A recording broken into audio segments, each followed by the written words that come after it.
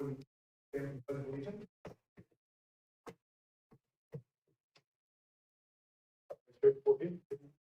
pledge allegiance to the flag of the United States of America and to the republic of the nation, indivisible, with liberty and justice for all.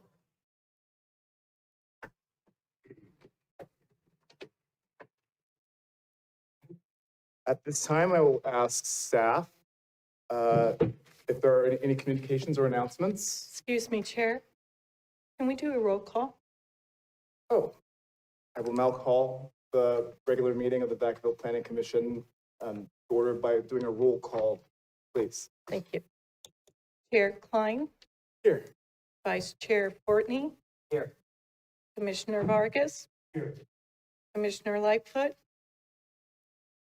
Commissioner Labonte, Here.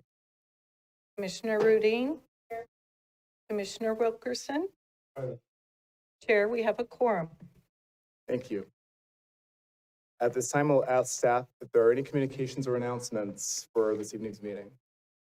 Thank you, Mr. Chair. We have one item of correspondence associated with item 7A. Staff member, senior planner, we'll talk about that when we get to that item. Thank you. Thank you. Next item is approval of the agenda. If there are no changes, do I have a motion and then a second to approve the agenda? Second. It's been moved by Commissioner Wilkerson, seconded by Commissioner Labonte. Will the clerk please call the roll? Commissioner Vargas, Commissioner Labonte, Yes. Commissioner Rudine, Commissioner Wilkerson, Yes. Vice Chair Fortney, Yes. Chair Klein. Yes.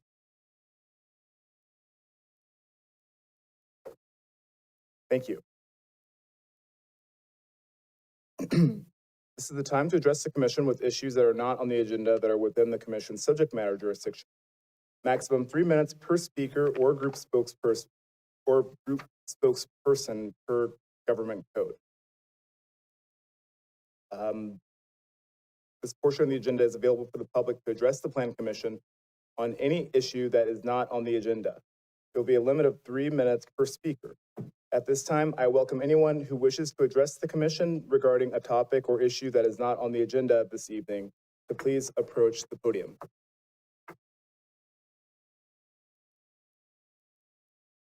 Okay. Go ahead and close business on the floor. We'll now move on to item 6, consent calendar. Now's the time for, we have one item on the consent, which is the approval of the minutes from the October 18, 2022 meeting. Does anyone from the commission or the public wish to pull the consent item for discussion?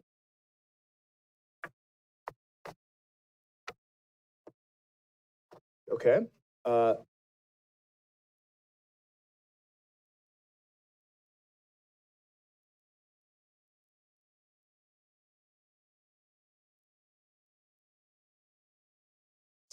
Do we have a motion for consent? Commissioner Rudine, do we have a second? Second. Seconded by Vice Chair Fortney. Will the clerk please call the roll? Commissioner Vargas, Yes. Commissioner Labonte, Yes. Commissioner Rudine, Commissioner Wilkerson, Yes. Vice Chair Fortney, Yes. Chair Klein. Yes. Pass 6-0. Wonderful. Thank you. We'll now move to item 7, which is public hearing on the Northeast Growth Area Code Amendment. All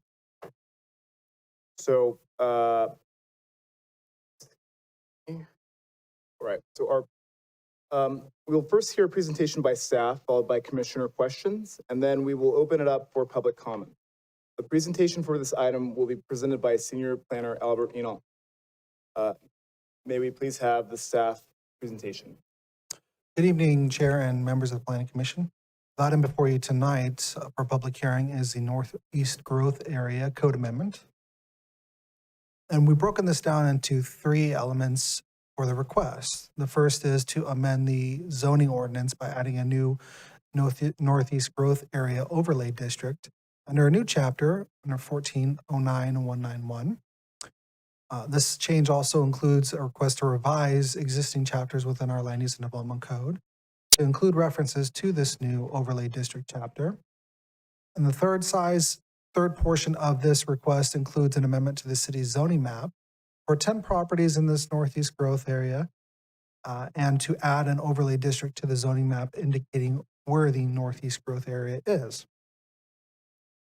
A little bit of background about this project. In August of 2015, the city, after 5 years of work, adopted a comprehensive update to the city's general plan and certified an environmental impact report associated with that project.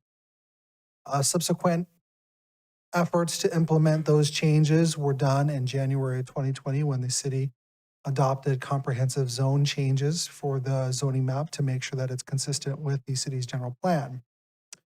In February 2022, another subsequent project was implemented as part of the original 2015 general plan, and that was a comprehensive update to the city's zoning ordinance or its zoning code.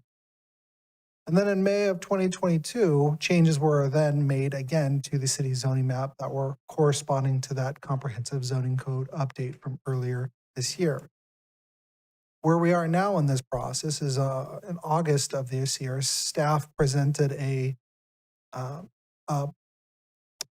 the Northeast Growth Area section to City Council with aspects about needing to plan for the future for that area for several different initiatives. And after receiving that presentation, City Council directed staff to initiate zoning map amendments to that area and to begin that process to create a specific plan for the Northeast Growth Area. The Northeast Growth Area is in the northeast portion of the city limits along Interstate 80. It's bound by Midway Road to the north, Lewis Road to the east, and you'll see Kilkenny Road and Willow Road to the south, and Interstate 80 bisecting through the area. The areas identified in pink hatching are portions that are outside of the city limits, and you'll see the other portions that are located within city limits. So this Northeast Growth Area incorporates city properties that are within city limits and then also properties that are within the unincorporated Solano County area. Northeast Growth Area is that yellow border around that map, and then the city limits is that orange border. So diving into what these amendments look like, it starts with a zoning text change and specifically the new overlay district chapter that we're adding. The whole point of this chapter is to guide temporary or interim development within this Northeast Growth Area, so that way we're able to preserve existing land for future development. This will result in a brand new chapter under 1409-191. And what this chapter will list is permitted and conditionally permitted uses that are normally associated with agricultural activity, but will also include some other conditionally permitted uses for construction storage yards or other temporary uses. The main key about this new zoning chapter is that any new development would be subject to a conditional use permit and a development agreement that is going to specify a specific term to ensure that whatever that improvement is going to be would be temporary in nature. And the whole point about this is just to make sure that when we get to that point, when we've developed a specific plan and there is a plan to move forward with that Northeast Growth Area, that we have only temporary improvements for those lands within that. And so we're not having any roadblocks to move on to that next step. The next change is we're looking at updating other chapters within our municipal code that have zoning designations within that area, including agriculture, residential, commercial, employment districts, and then public and semi-public districts reside within that Northeast Growth Area for properties within the city limits.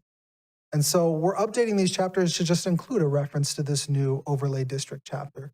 And so as part of the Planning Commission pack, you'll see what those underlying additions to those chapters would look like, referring to that new 1409-191 chapter.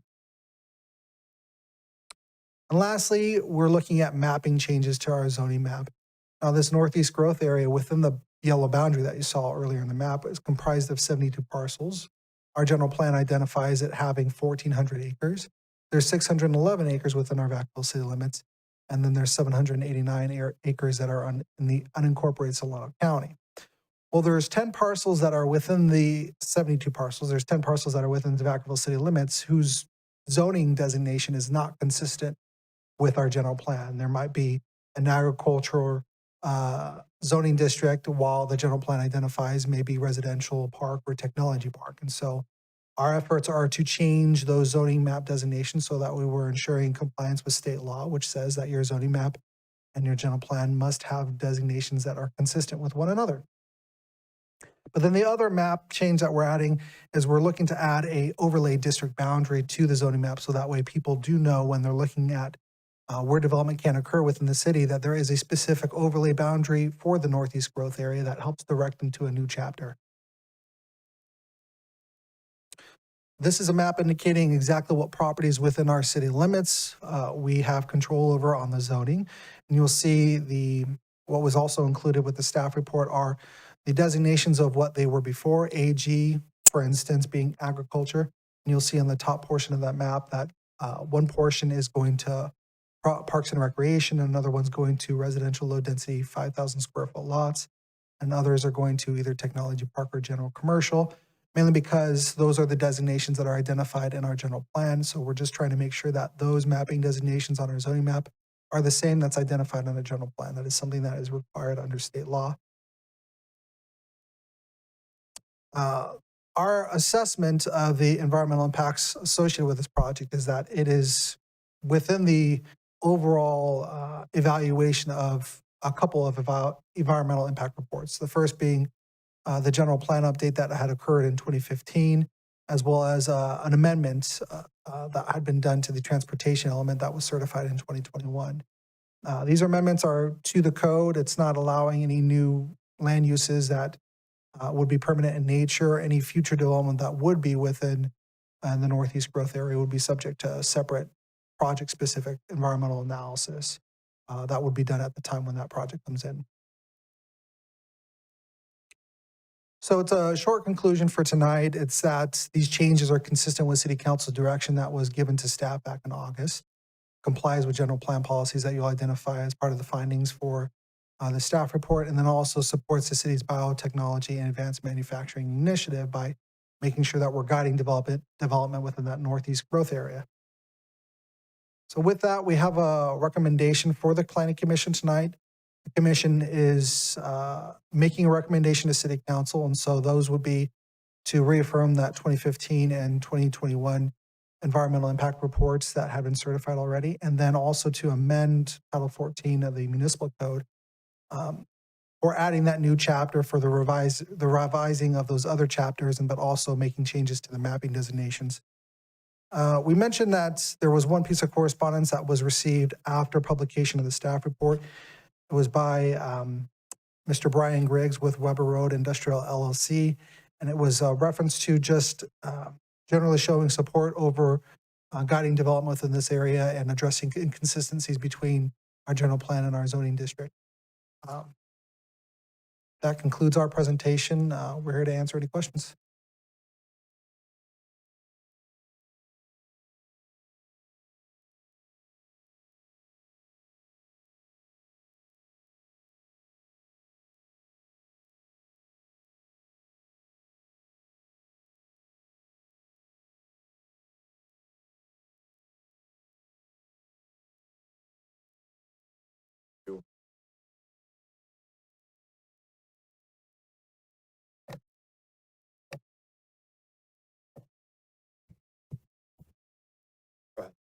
Thank you. Again, my name is Brian Griggs. I submitted a memo today. I apologize getting in late, but it generally expressed what I wanted to reconvey tonight and be open for questions if there are any. I've been evaluating a 40-acre site within this Northeast growth area since May. Purchased the property last month, and have been working with staff to try and seek the conformance between the general plan and the zoning. And I think tonight is a very important step, not only for my particular property, but I think for the total Northeast growth area as far as fulfilling the visions of the city's plans. I'm a proponent of the interim use policy because the specific plan will take some time. There's a lot of steps that need to be followed.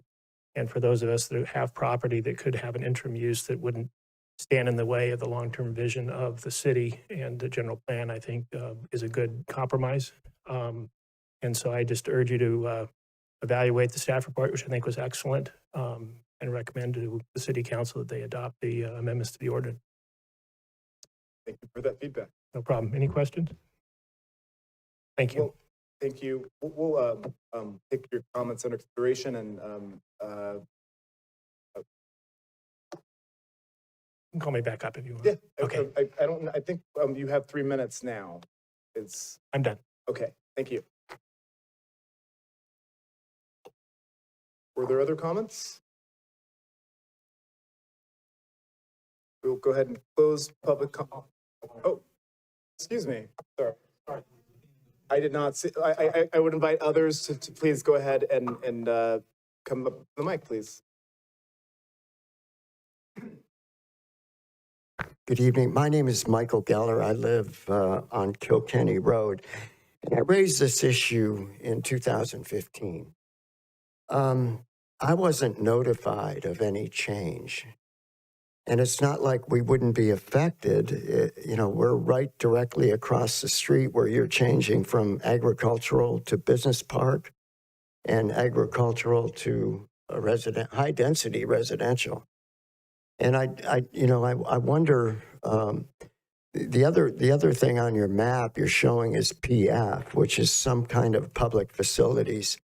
Any idea what that is? Those would be the high-power transmission lines that are used by PG&E. Okay, so that's all that is. You're not putting roads in there or anything? Correct, yeah. There Okay. needs to be, there are placeholders, designations for public facilities like detention basins or public buildings or infrastructure like this.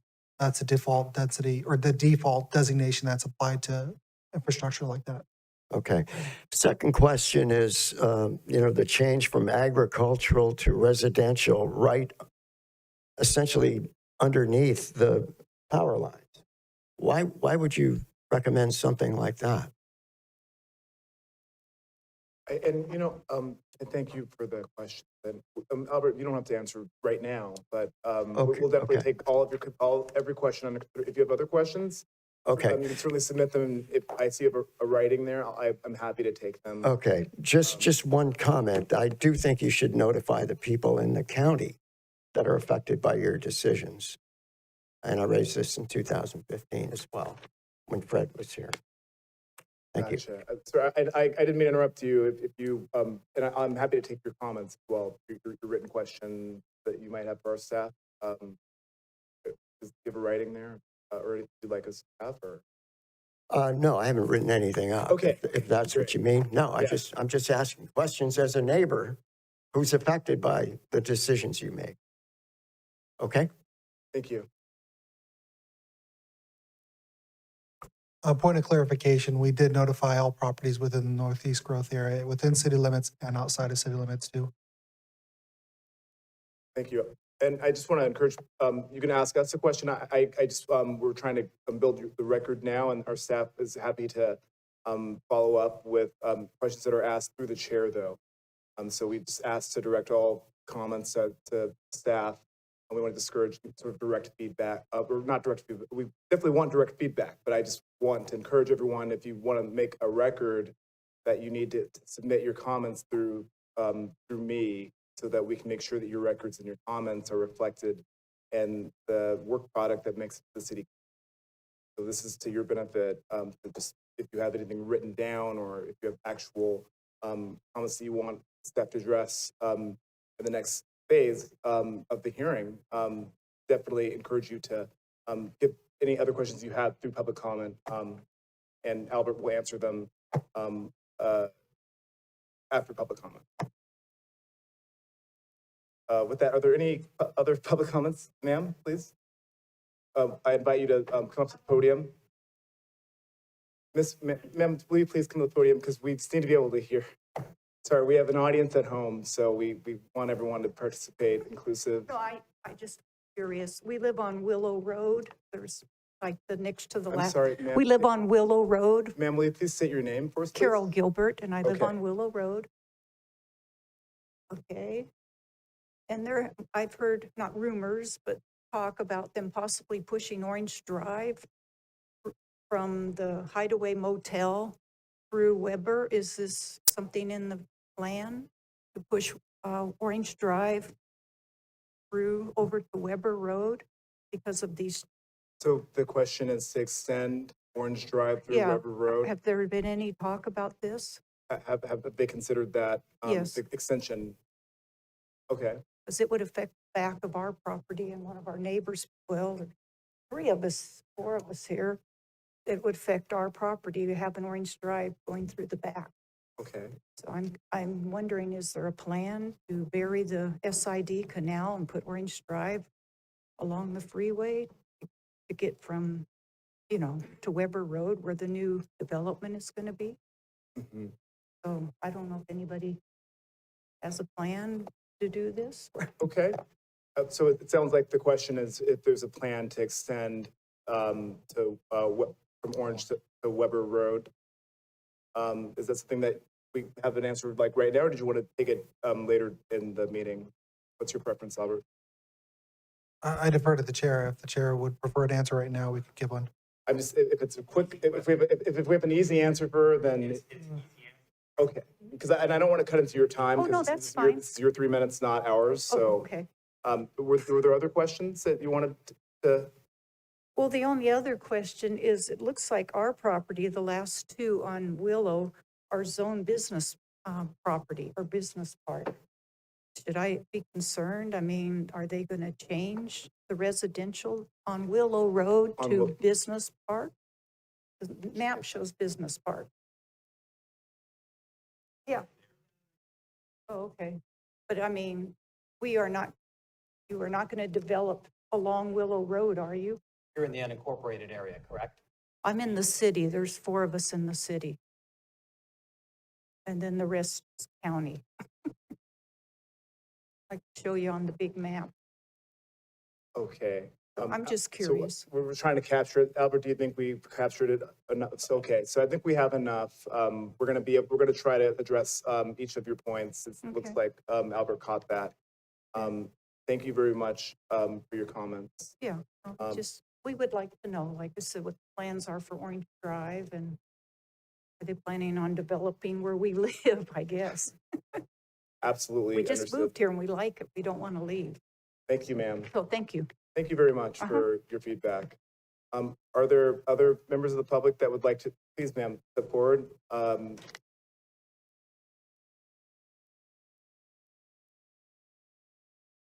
Good evening. My name is Kimberly Korf. I'm a resident on Willow Road. I am in the city limits, and I have monitored this city growth plan for 40 years. The general plan keeps changing, which is starting to negatively impact us in a number of ways. And so I'm willing to put this in writing, but I'm going to touch bases on a number of things that are concerning me. This does substantially change the character of our neighborhood. We are rural residential 2.5, rural residential 5, and prime agricultural land that seems to be gobbled up here in this rezoning. And the loss of agricultural land is just despicable to have that happen. The traffic concerns that are going to impact those country roads now are of a concern to me, as well as the noise and the safety issues associated with it. Right now, the impact from Interstate 80 in our area is substantial.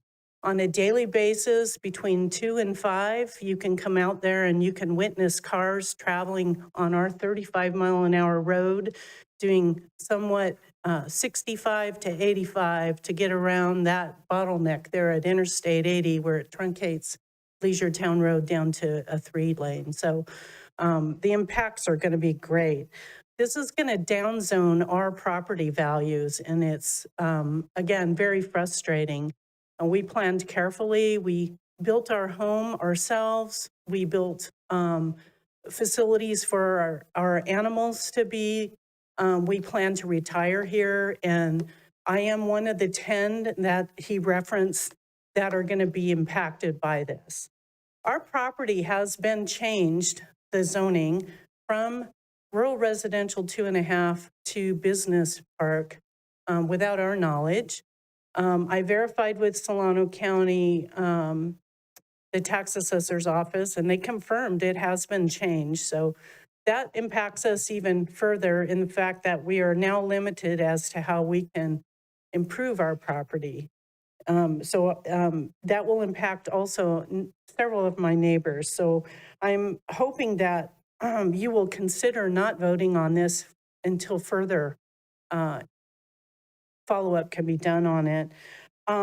During the presentation, he talked about preserving the existing lands. I don't see that happening when we're purchasing up prime ag land. All of the orchards are being purchased up to change to business park and commercial usage, high-density housing. And so again, it's a conflict in my mind. So I would appreciate it if you would take the time to evaluate it. These are our homes, and the impact is great. There are a number of residents that are elderly out there, and they are not able to attend, but they're also substantially impacted. Excuse me, ma'am. I'm Thank sorry. you. I hate to cut you off. We will definitely address these comments. Okay. Thank you for letting us know you're one of the 10. It's good to know Yeah. who you are. Thank you. Appreciate it. Are there other members of the public that wanted to address the commission?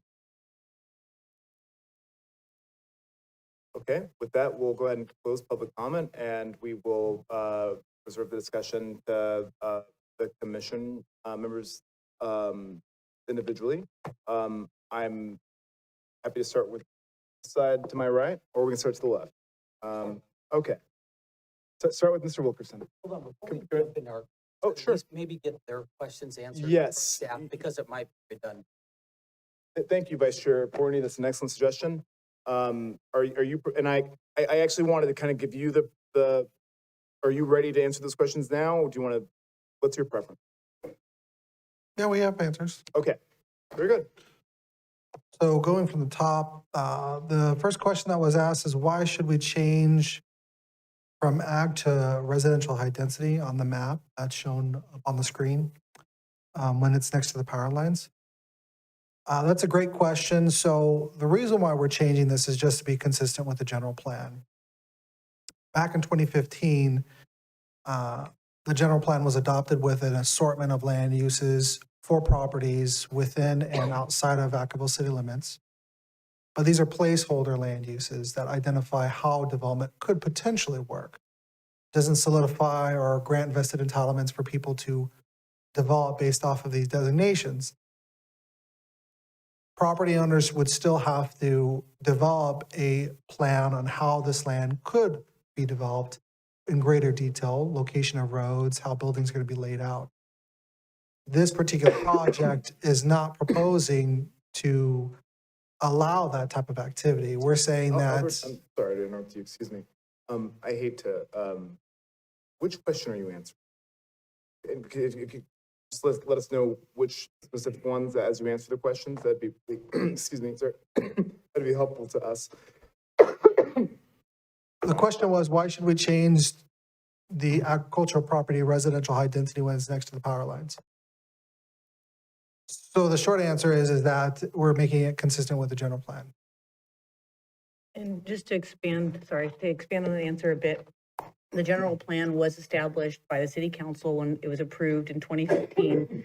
These zoning changes are intended to be directly consistent with that land use decision-making that was done in 15, recognizing, as Albert was alluding to, that there would be a full specific plan process before full development could occur. They would really look at in detail where roads would go, where precise land uses would go, utilities and that kind of thing. So I'm hearing concern about what lands have been designated and what that means. That was another question. You know, if your land is designated business park, does that mean you have to develop a business park? And the answer is no. As the property owner, you have the right to continue doing what you're doing, continue using your land the way you're using it. Over time, as the city does the specific plan and moves forward with that project, it's a multi-year effort, you would have an option at some time down the road, whether you wanted to sell your land or develop your land differently. But there would be nothing to force anyone to sell their land or to abandon whatever it is they're doing on their property. They would retain that right going forward. I think that answered a couple of the questions, but I'll stand down now. Thank you very much, Aaron. And I just want to note that other questions. There was a question about whether or not there was a plan to extend Orange Drive to Weber Road. There's no detailed plan that shows how roadway alignment's going to be. It's identified in the general plan as just a general location, an approximate location of where a road could go. But the details on that would come later on during the specific plan process later on down the road. There was a question about the business park designation and whether or not it's going to change residential uses on those properties. The current designations that are being proposed as part of this, they don't limit people's ability to use their property as what's already been established. So if you have a home on that property and it's identified as business park, people can still use their property for residential use and expand or build accessory structures within the confinements of what's allowed by the code.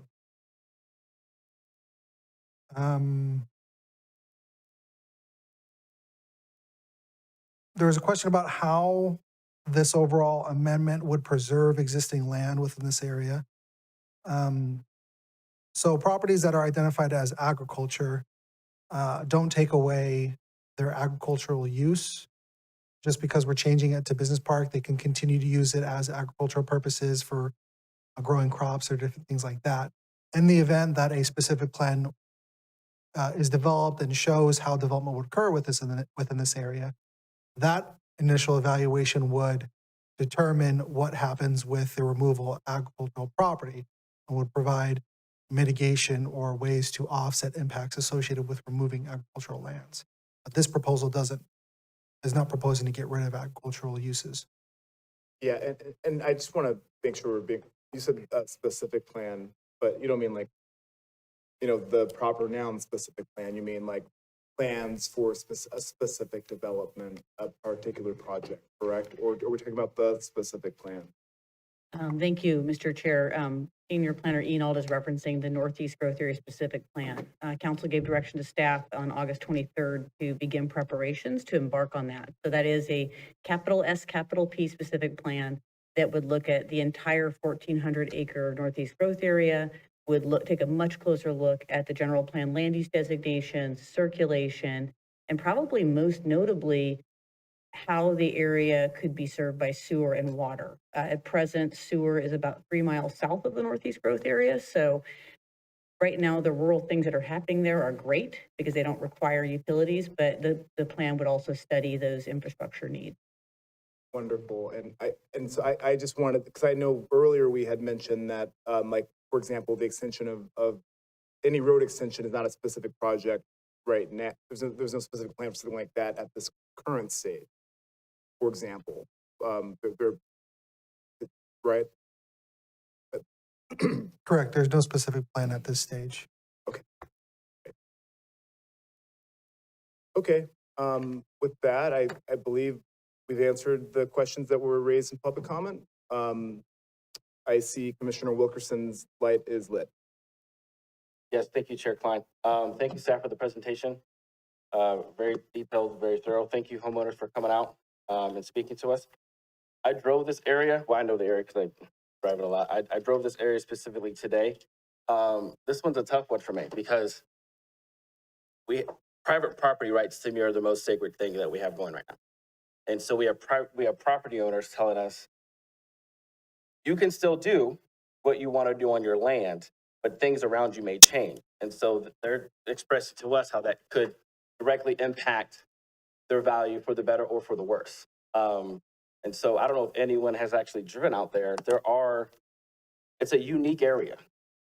There's not a lot like it in Vacaville right now. So it's a very unique area because, like they said, there's a lot of older community who lives out there. And so this one's going to be, I would like to hear the other commissioners' comments, but this one's going to be difficult because of private property rights. So I just throwing that out there because constituents are bringing that up. Thank you, Commissioner Wilkerson. Would you like us to come back to you? Okay. Commissioner Rudin. I second the same concerns because they're property rights and it's, and, you know, it's large areas out in agriculture. I do find comfort that these are just overlays. These aren't specific plans. This isn't anything that's changing right now. It's just an overlay. But yeah, I do second what Commissioner Wilkerson's saying because this is private property, but it does, this is for being consistent with the general plan. And this is direction coming from council as well. So, and that's, yeah, that's where I'll stop. I appreciate that we have a theme now. So before we get much deeper into commissioner comments, we want to talk a little bit about property rights, give us some sense of Director Morris, please. Thank you, Chair Klein. This rezoning would not directly affect or certainly not reduce property rights. Everyone would continue who owns their private property to own their property and be able to use it for what's happening out there now or similar things. The issue and the reason why we brought this matter to the council in August is that there are people that have private property that would like to do things on that land that are different than what's out there now, that are probably fine and actually could be fine, but because we have inconsistent zoning, it's inconsistent from the general plan the city adopted 7 years ago, and because there are no utilities, and because the zoning regulations really do not speak to this idea that there's this time period between when we do a full specific plan and now, they really can't do anything with their land beyond what's out there. And so everything in zoning it's not a balancing of public property or private property rights where it's like one person over another, but it is a balancing of those factors. And so when staff put this together with council direction to create some interim zoning regulations for the Northeast growth area, that is why we started by trying to bring the zoning to consistency with the general plan and then allow for a set of things that are actually relatively intended to be low key, kind of interim uses, in addition to all the things that are currently out there now. Nothing makes those things go away. I understand that may not totally reduce people's concerns about their property rights. And I also want to acknowledge that staff would love to talk to more of the Northeast growth area property owners and really talk to you more directly as after this meeting, because this specific plan process that would follow this rezoning is going to be a 3-year effort with a significant public outreach. And if you're a county resident or you're a city resident, you will hear from us and we will want to hear from you. And it will take at least probably about 3 years to get from once we start, which it might be early next year or sometime next year, take 3 years to get through a process of actually deciding what will happen for real in this area over the next 20 to 40 years. Thank you, Director Morris. Commissioner Wilkerson. Thank you for that. That helps clear it up for me. The concern I have, though, is we have some constituents here who look like they're late 30s, early 40s, and they could be living for the next 60 years, but people around them could decide to do what they want to do with their property, and that also adversely affects the property. So, you buy something and it gets rezoned, and that's what we're hearing, and then they're saying, hey, we still want to be able to do that. We don't know how all the other things are going to be impacted, but Director Morris, you definitely helped give me a clearer vision and helped answer a lot of questions, so I appreciate it. Commissioner Rudin, I want to give you an opportunity as well if you wanted to.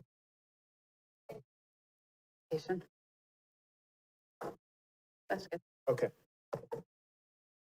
Vice Chair Fortney.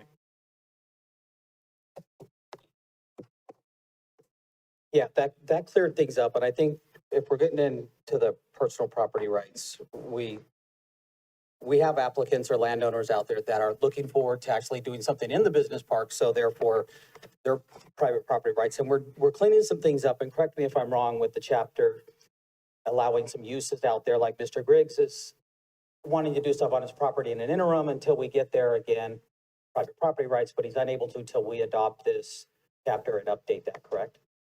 Correct, and also I forgot to mention, although Albert covered it in his presentation, that the new code requires a full conditional use permit and a development agreement. So if someone wants to do something new out there that is not, agricultural, rural residential, just the kind of stuff that a lot of the area has, they would be coming to the city through a full public process to decide whether it is an acceptable interim use, whether it's compatible with surrounding uses, and on the other end, whether it's temporary in nature.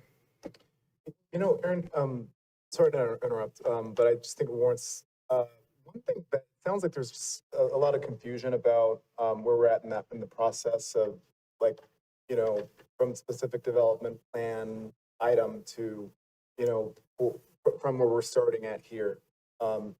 Is that your That's sincere kind question? of where we're going, and I think Director Morris mentioned that sounds like you're gonna have an opportunity, or the residents on Willow will have an opportunity to meet either individually or as a group with staff, correct? After the meeting. Thank you. Thank you. Commissioner Labonte. Everything that we've discussed has answered my question. Kind of throws you when we start from this direction, huh? Right. Yeah. That's all good, though. Commissioner Vargas. I have no comments. Okay. I'm good. With that, Director Morris, what do you need from us? We are looking for a motion as described in the slide that's up there. This is an action item. It's a recommendation to City Council about the zoning text amendments and the associated environmental review. I do see, I'd like to entertain a motion in a second, and then we can, if there's any further discussion, we can deal with it then. But first, can we please have a motion? That's why I had the microphone. I'd like to make a motion. A motion, Oh, how much of it did I have to read this time? I'd like to make a motion to reaffirm the 2015 general plan FEIR and the 2021 transportation element FSEIR, and amend Title 14 of the Vacaville Municipal Code. do we have a Keep going. second? Okay, keep going. Okay. Oh, But wait, Yes, that was okay, just I'm gonna keep one- going. Okay, you're still making a by, motion? I'm reading the whole thing. Excuse me. By adding chapter 14.09.191 to the zoning ordinance, revise chapters 14.09.050, 14.09.060, 14.09.70, 14.09.080, and 14.09.090 to include references to chapter 14.09.191 and revised zoning designations for 10 properties in the northeast growth area to be consistent with the general plan, and add an overlay district boundary for the northeast growth area. Is there a second to the motion? Commissioner Vargas has seconded Commissioner Rudin's motion, and she read it perfectly off the screen.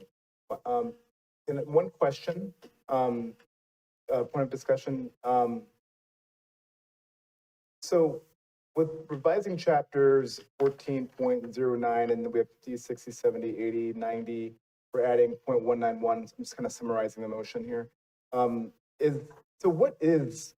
So adding this last 191, this might be a legal question. Is this so, and I know we tried to clean up the code. So I'm just trying to see, are we harmonizing between, take us through how this works in terms of how we're being more efficient. Oh, thank you for that question. So 191, I'm going to stick with the last three numbers of these, Yeah, that's is the key. adding the overlay district specific to the Northeast growth area. So it drops neatly in after the other overlay districts. The other amendments are necessary mostly for clarity for the public, but also for planners and other folks that look at our land use and development code. In each chapter, like let's say I have ag zoning, and I can't remember if it's 050, 060, or 070, but let's say it's 050. I can go in that chapter and it tells me in text that there's an overlay district that I need to pay attention to. It provides me with a brief synopsis of what's required, and then it sends me to 191. So these amendments are all intended to work very neatly together to make sure that the code person looking at the code, member of the public or otherwise, can find the relevant regulation. And we've made sure that they do not unnumber anything in the code or otherwise cause disharmony. And I think it just warranted pointing out that it looks like a really efficient maneuver to me. So well done on that as well. Thank you. Will the clerk please call the roll? Commissioner Farkas, Commissioner LaPlante, Yes. Commissioner Rudine, Yes. Commissioner Wilkerson, Yes. Vice Chair Fortney, Yes. Chair Klein. Yes. The matter is agreed to. We'll now move to item 8, or excuse me, 7B. Before I go on, I want to give the commission a chance. We want to take a 2-minute, a 90-second stretch, or are people ready to continue? Everyone comfortable? Okay. All right. We'll move right ahead to item B. AB 1600 is the implementation update and Rice McMurdy Area Development Agreement Amendment. This item will be brought to us by Joshua. Sorry. Good evening, Chair Klein. Thank you. Good evening, Vice Chair Fortney and Commissioners, Assistant Director Joshua Montemare here to give you the presentation on the implementation of the AB 1600 program. And this update encompasses the removal of the community benefit contribution from certain development agreements. As Chair Klein had identified, the Rice McMurtry Development Agreement, which I'll go into more detail. There are 2 requests before you this evening. This presentation is broken primarily into 2 parts, with the first part being a broad overview about the AB 1600 program update and its implementation. The second part will be on the removal process of community benefit contribution, or CBC, from development agreements as part of the AB 1600 implementation process. So therefore, there are 2 requests before you, which is first to receive this update as it relates to the removal of CBCs from development agreements. And then we're going to go into the recommendation to City Council regarding the Rice McMurtry Development Agreement reduction to 0. To give you a little bit of background, AB 1600 provides the basis for requiring development impact fees. Impact fees mitigate the impacts of new development, and the role is to ensure that with any new development, they will be able to fund infrastructure and capital facilities obligations such as fire, police, sewer, recreation facilities, etc. And earlier this year, the city kicked off the AB 1600 program update with a nexus study that evaluated the reasonable relationship between new development that occurs and the need for additional public facility improvements because of planned new development. And the city hired EPS consultants, aka Economic and Planning Systems, as a consultant that presented a draft report and the revised impact fee schedule to the city council. And after numerous outreach efforts, stakeholder feedback, and council updates, in June of this year, the city council adopted the new impact fee schedule. And with this, the council provided some policy direction, which included the removal of the CBC. So council provided this policy guidance to implement the AB 1600 program, and on the screen here are several policy issues that the council asked staff to address, but today's focus is the removal of the CBC from active development agreements with the exception to Lagoon Valley. So we're going to talk about how the CBC is going to remove from several active development agreements with the exception to Lagoon Valley. Lagoon Valley will keep their CBC. To give some background on what the CBC is, it was established in 2004, and it's a fee that's collected at the time building permits are pulled for each residential dwelling unit. The CBC amount can vary from each DA, but the average is between $5,000 to $8,000.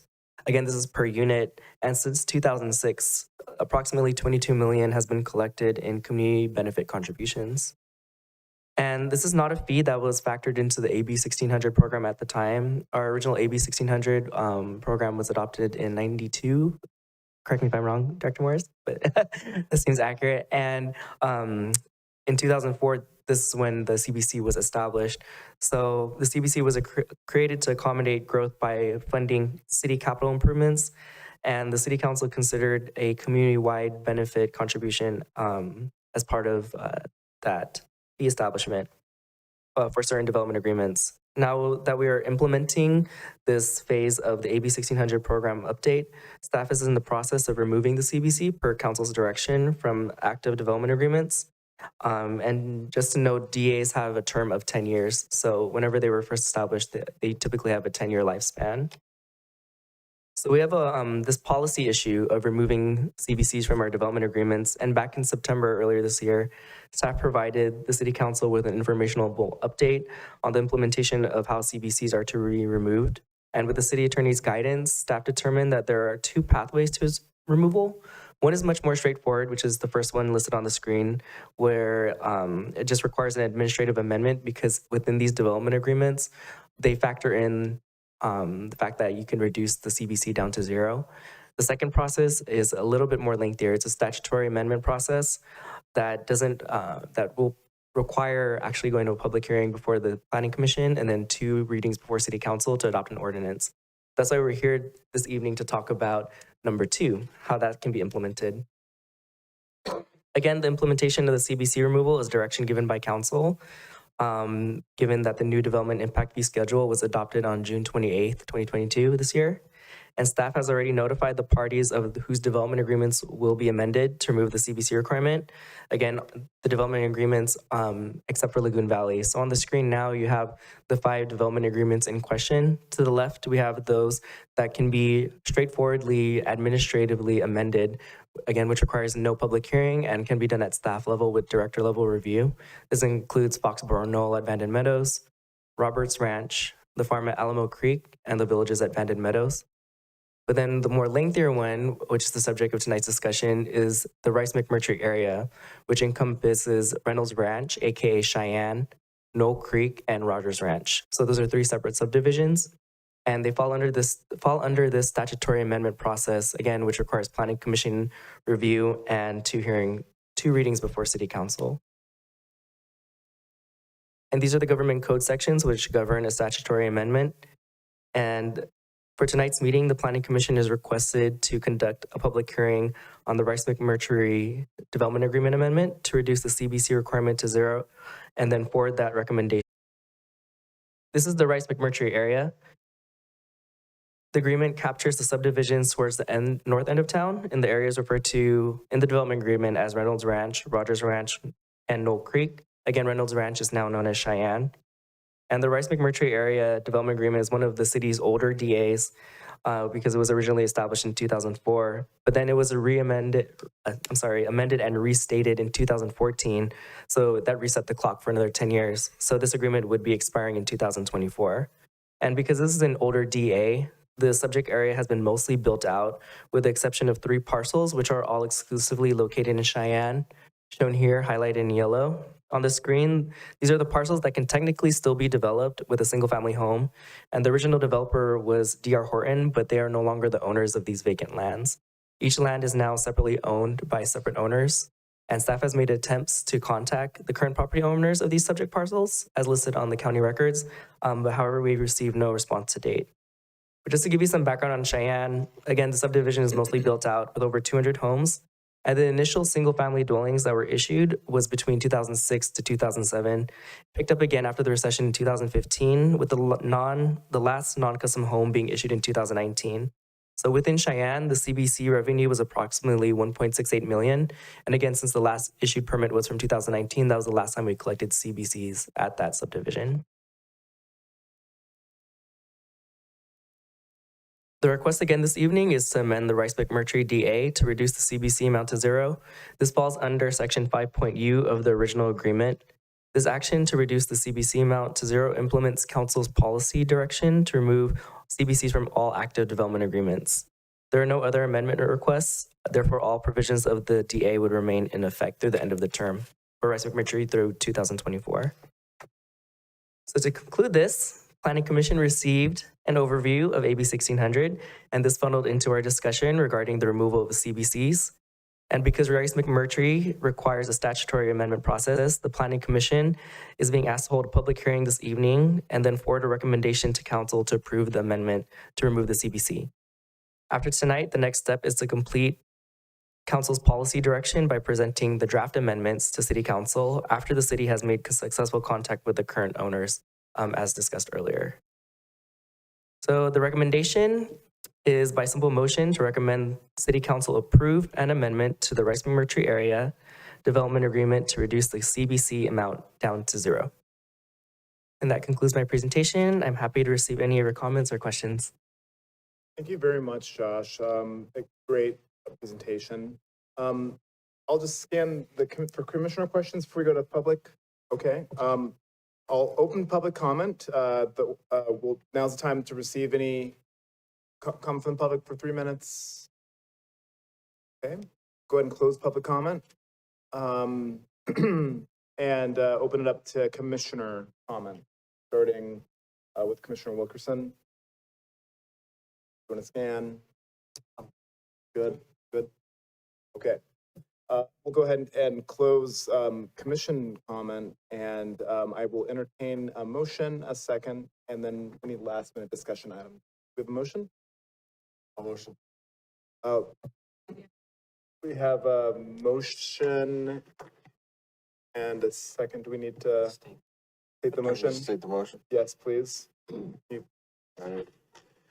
I motion that we recommend the city council approved an amendment to the Rice, McCurdy area, Reynolds Ranch, Cheyenne, Knowles Creek, and Rogers Ranch development agreement to reduce the community benefit contribution amount to 0. It's been moved by Commissioner Levante and seconded by Commissioner Rudin, as seen, read as you see in front of you on the screen. Will the clerk please call the roll? Commissioner Vargas? Yes. Commissioner Labonte? Yes. Commissioner Rudin? Yes. Commissioner Wilkerson? Yes. Vice Chair Fortney? Yes. Chair Klein? Yes. The matter is agreed to. Thank you both for your presentation. Excellent. So we have come to the portion of the agenda for status report on development and major projects happening in the Community Development Department. I will now ask Director Morris to please provide the commission with a status report. Thank you, Chair Klein. Assistant Director Josh Montemayor will be doing the building division update, and then Planning Manager Pimon Bavand will be doing the current planning and advanced planning updates in that order. Thank you, Director Morris. So I'll be giving the building division report for the month of October. In October, we saw 23 new single-family homes cleared for occupancy. This is up by 2 from the previous month. 0 single-family home permits were issued. 0 multifamily home permits were issued. Approximately 1,150 inspections were completed. This is up by 10 from the previous month. 332 building permits were issued. 104 solar permits were issued. And 1 ADU was issued. And this is up from last month. Last month, we only issued 0. In total, we collected approximately $300,000 in building permit fees. Thank you. Okay. Please. Good evening, Commission. So I'll give a quick update on current planning and advanced planning projects. So for current planning, received approximately 6 projects. Millennium Center Amendment, which is in Browns Valley area where the InShape Fitness Center is. There's a portion of that site that they'd like to change from recreation to commercial to allow personal services, daycares, and other sort of accessory uses for not only the neighborhood, but for the fitness center. So that's a request before us. Vine Tree Estate subdivision is for 27 parcel subdivision off of Gable Avenue. We received 2 custom home proposals, one on Vine Street and one in the North Vine Street Estates site. We have received a modification for Seven Flags Car Wash to do some minor site improvements. And then Villages of Vanden Meadows development plan modification to use some additional house plans. So those are just the items for current planning in terms of new projects. Of course, with that, we've just had a number of tenant improvements, sign permits, building permits, but those are the notable projects that we received for current planning. In terms of advanced planning, nothing really new to report. You had presentations for you for the environmental justice, safety element. We're still working on those with our consultants, and we submitted our housing element to HCD for the 90-day review period. We're waiting to hear back from them. But like I said, for safety and environmental justice, just continue to work with our consultants. That's all I have.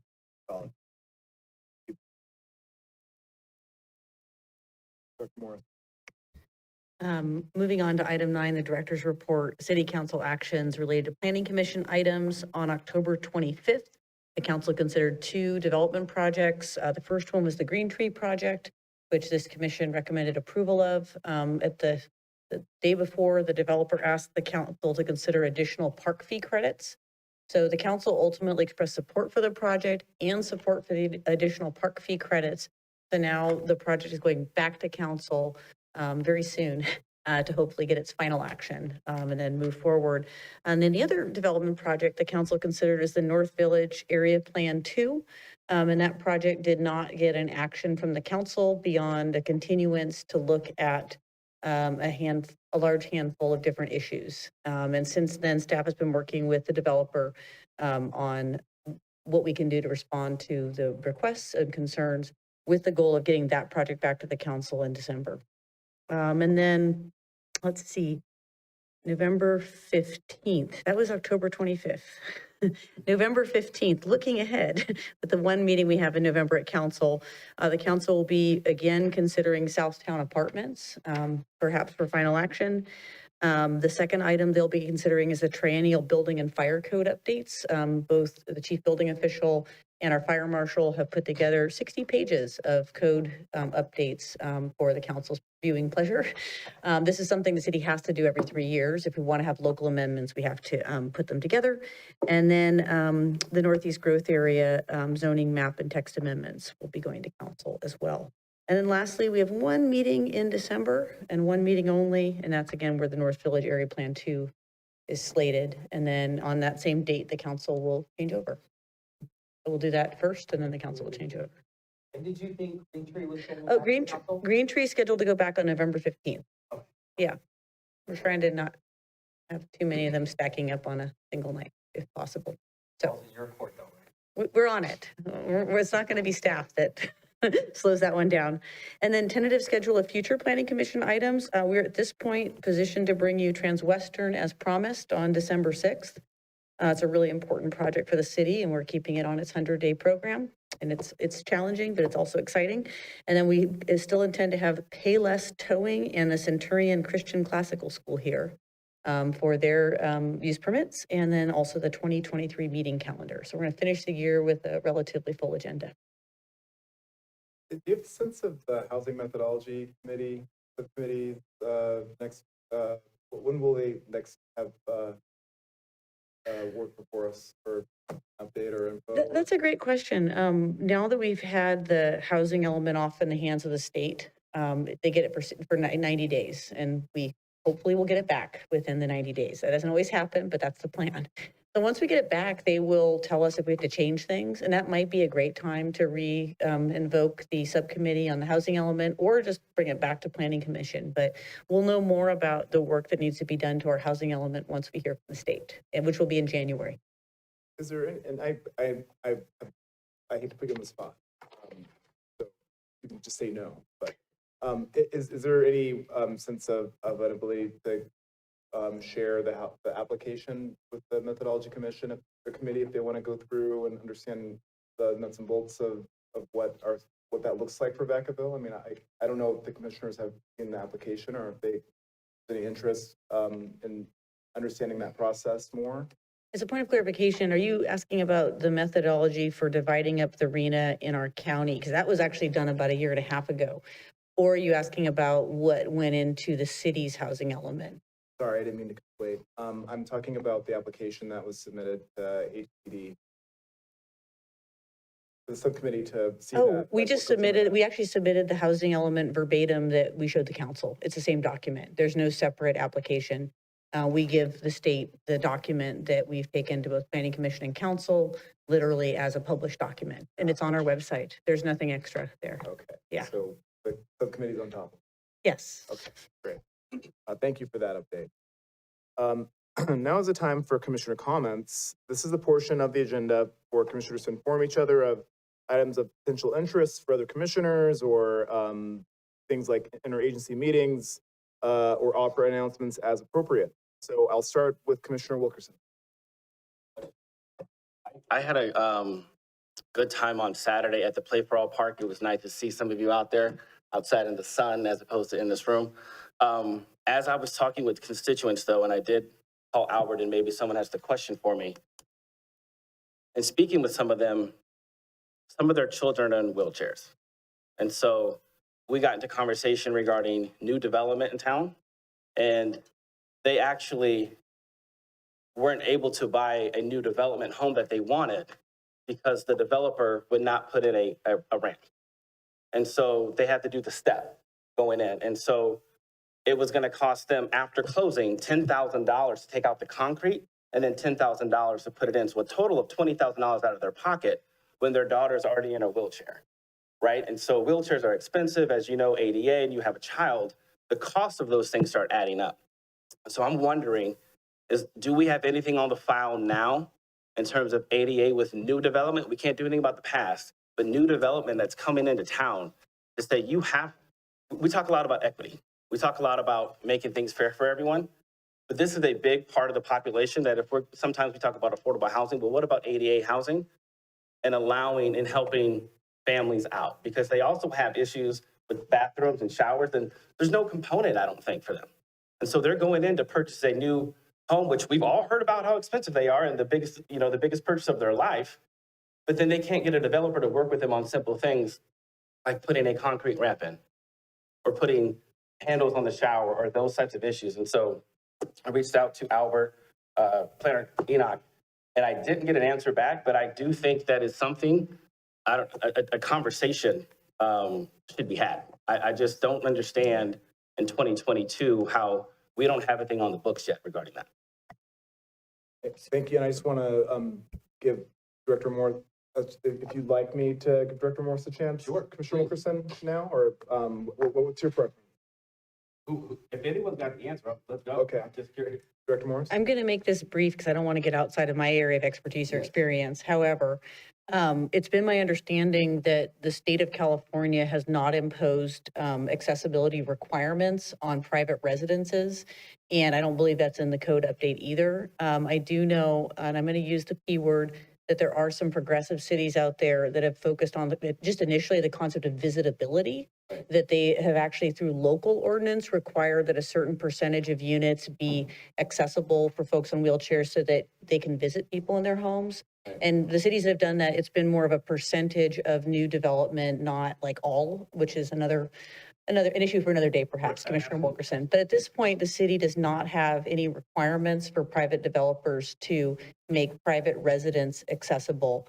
It could come along with the state law. In some cities, it's come along as a local thing, but at this point, it's not something that we have on our books. I'd like to offer, though, I will follow up with our chief building official and find out what is coming in California building code specifically, because she's really expert on that. Okay. And I'd be happy to circle back with you. Okay. Am I the only one who would want to answer on that, or is there anyone else who would have? No, I would, speaking for myself only, I think all of us would love to hear the answer to that question. Could that just be like an email or a memo? I'd be happy to send, if that'd be okay with the commission, I'd be happy to send a short memo. Okay, we'll do that. And I think not everyone will know what Play for All is. If you want to just kind of tell people the concept. I'll let Director Morris talk about it.